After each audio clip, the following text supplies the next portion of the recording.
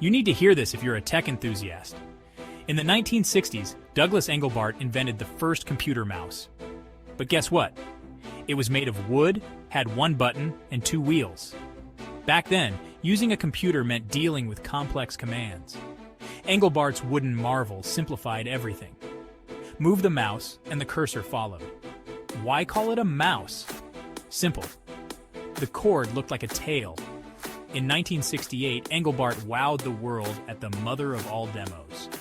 He didn't just showcase the mouse, he introduced video conferencing and word processing too. But the mouse didn't catch on until the 1980s. Thanks to Apple and Microsoft, it became a must-have. From wooden blocks to today's wireless wonders, the mouse evolved. Douglas Engelbart's invention revolutionized computing, making our digital lives a breeze. So next time you click, remember, it all started with a wooden block. Semo.